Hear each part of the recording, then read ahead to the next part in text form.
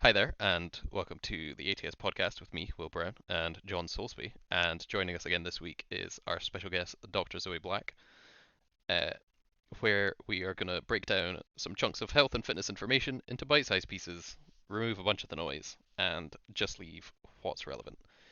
Um, Today is another episode where we have Dr. Zoe on, and our question for Zoe today is how would you know if your coach or PT relationship isn't good for you? It's a bit of a more off cuff one.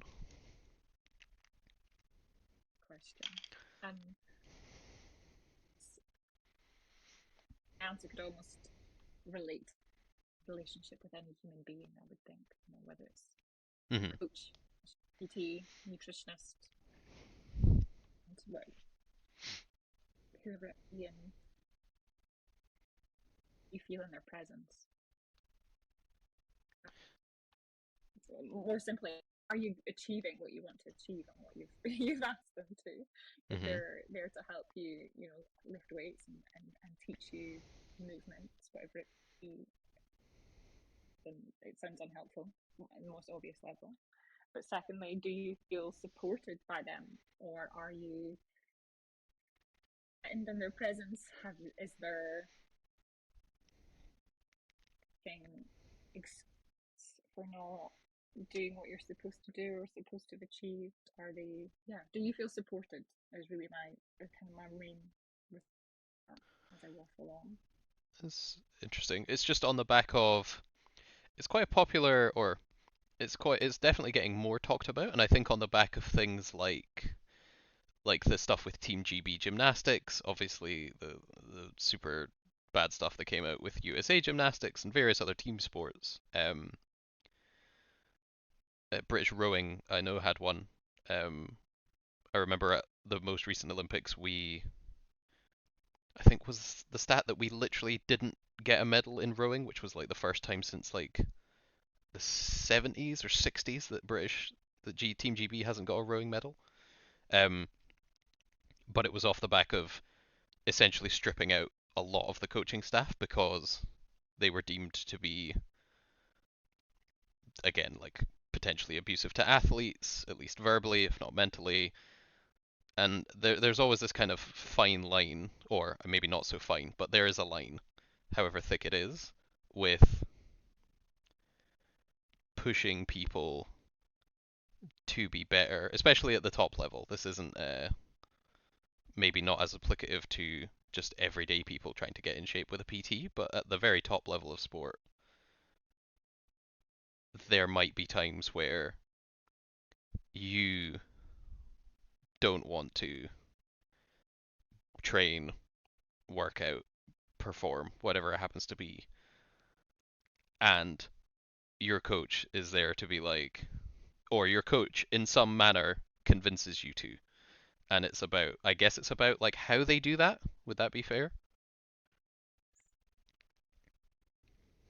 And yeah, you've gone to the sport, but I think again the kind of key message is a good coach, or yeah, coach is kind of understands that. And for me, it's kind of getting the best. You need high challenge and high support.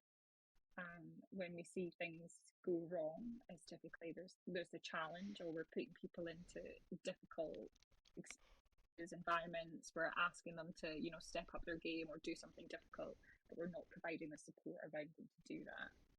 And I don't mean we're not going to hold their hand through while they do something difficult, but we're going to provide them with and skills and confidence. We've done all the prep work beforehand. I'm sure you don't just ask your athletes to walk straight into the gym and straight off the back, no warm up, lift something that would be like you that they've done all the preparation and the support in that way. You're going to maybe give them the confidence boost, the reassurance that you've done all this preparation work, you're capable of lifting this.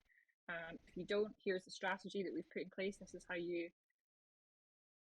have the skills around them to try something difficult, whether they and believe that they're going to succeed. And if they don't, you're there ready to help them. Mm-hmm. Um, So it's, yeah, it's that kind of high challenge, high support. How we put the systems in place to help them achieve what they want to achieve, even when it's really hard. And you said the bit there about, coaches, how do we get them to do those difficult things on the days when it's really hard? It's taking time. What are their motivations? What are their drivers? Are they, do they want to reach the Olympics and win a medal? Or is that they really want to be able to up their grandchildren and carry them around for a bit longer? And it's of a coach to kind of help them remember that on the days when that feels really far away.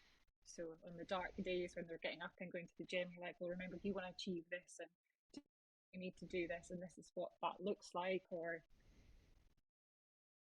the meaning of what they're trying to do and what that looks like in a So, yeah, helpful way. yeah, I was about to say like I'm gonna be a bit devil's advocate then. I think,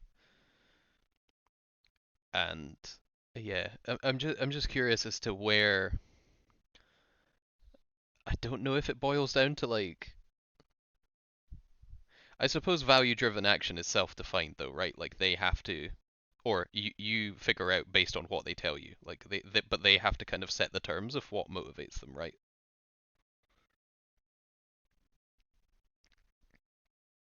Like you can't, like I wouldn't be able to motivate just my everyday clients or like the people who are in their 60s with talk about the Olympics because they're not going. They don't care. Like it's not relevant to them.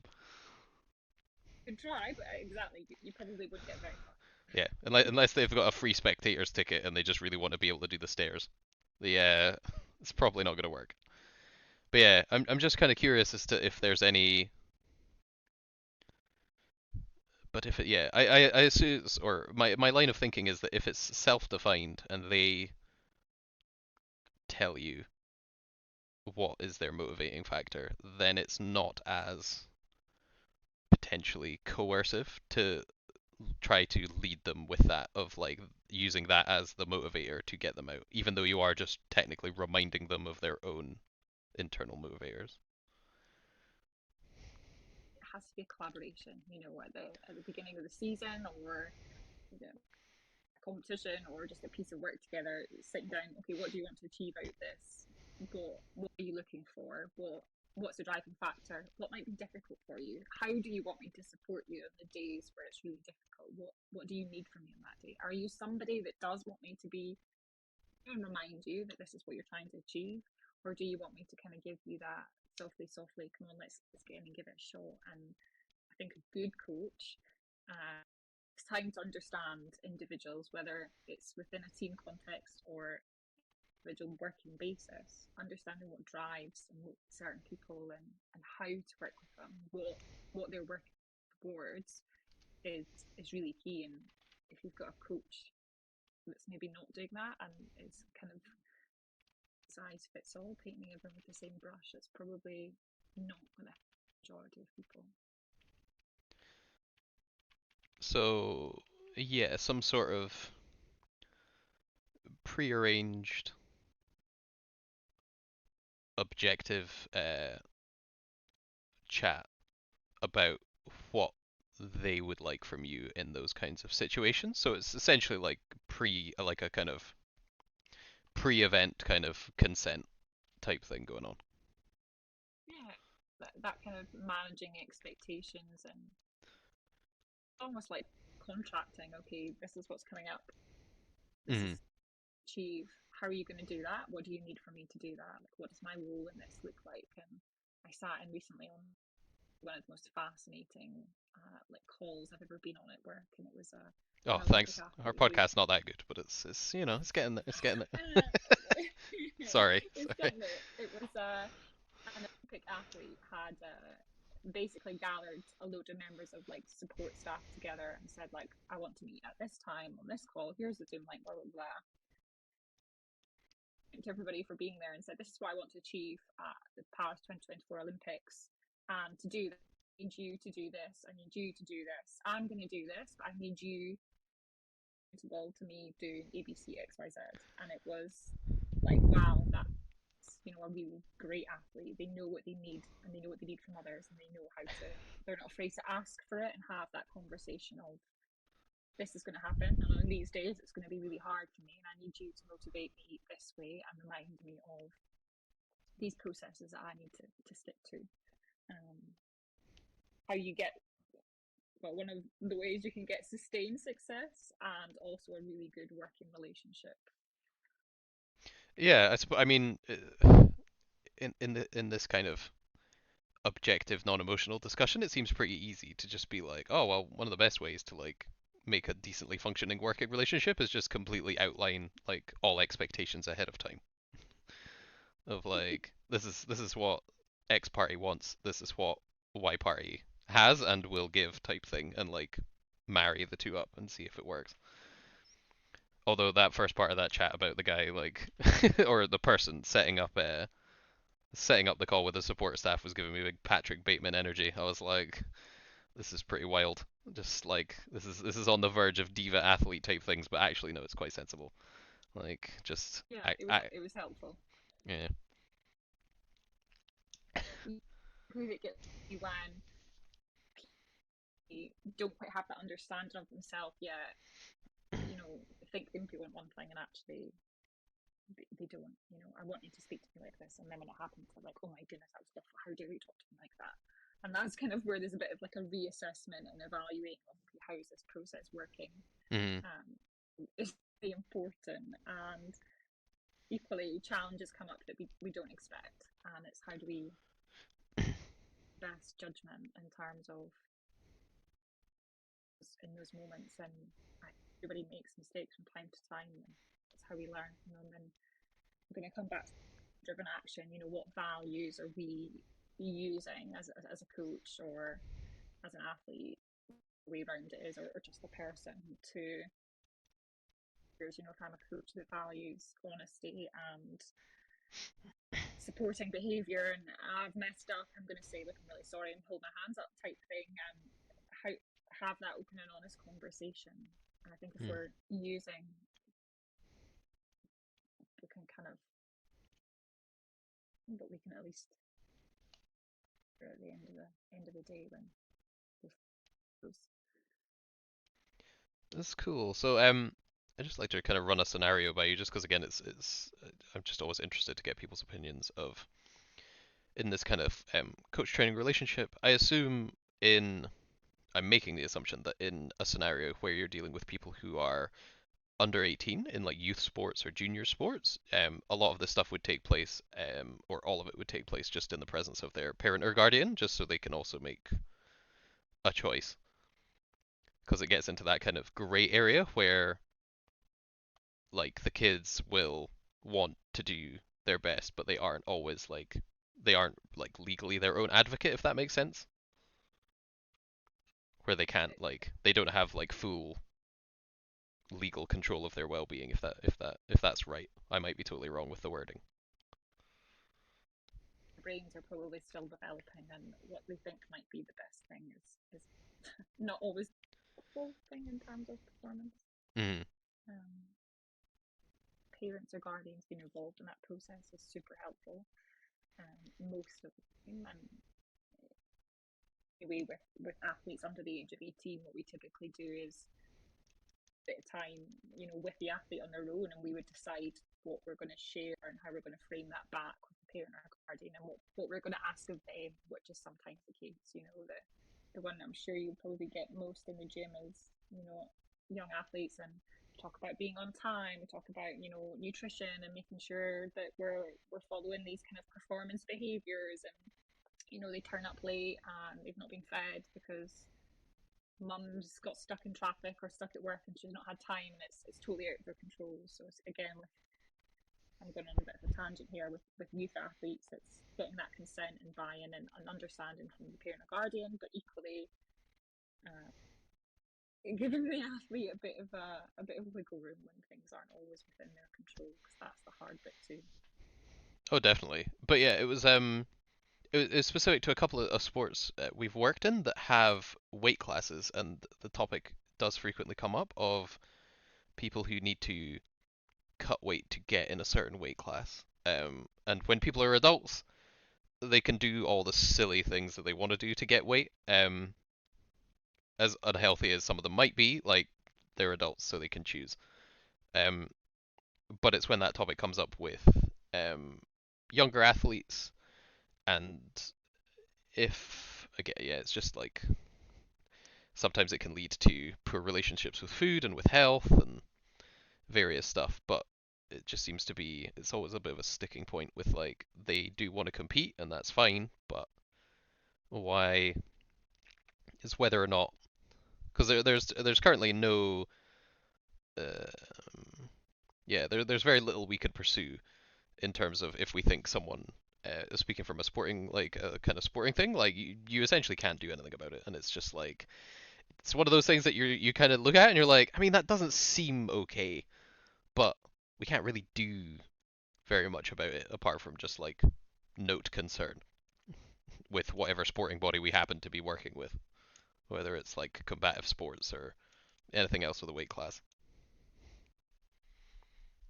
The situation, and I suppose that's where parent communication and buy-in is so important. And if you Hmm. can, yeah, flag it to somebody that control or understanding of the situation and can tackle that equally. Yeah, with my scope or what I feel competent with, and I know if I was to overcome an athlete and I had any concerns about that, I'm straight on the phone to the doctor or the nutritionist or both, and coach and maybe the parent, and kind of trying to get together on the same page of okay, what is actually going on here? Hmm. How can we best support this individual to ensure compromising their health? Yeah, that's completely fair. So, just getting back onto our topic is this kind of idea of a predefined set of expectations, both from the coach and the athlete. You mentioned high challenge, high support as a kind of ideal pairing for when you're asking somebody or they're wanting to take on high challenge, they need high support and the systems that come with that. Um, would you say if, and I think the other one we mentioned was how you feel when they're around.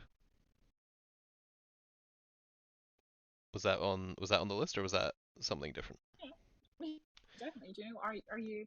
Do you enjoy being in their presence? Do you want to do be better in their presence, or are you? Hmm. Or are you apprehensive? Are you anxious in their presence? Are you? You feel like you know this person is supporting me and they're here to make me the best that Yeah. I can I achieve. Uh, think the kids would say, "Are the vibes off?" exactly. Yeah. Did they give you the So ick? yeah, do they give you the in which case it's probably not the healthiest relationship. Yeah. 100%. Probably not. Awesome. And yeah, I think that pretty much sums up three very good points for knowing if your coach or training relationship, whatever it happens to be with PT or sport coach or anything, is not the best thing for you, and you should probably consider pivoting out and changing. Um, Thank you very much, Zoe. Thank you for your time today, and we will see you guys again next time.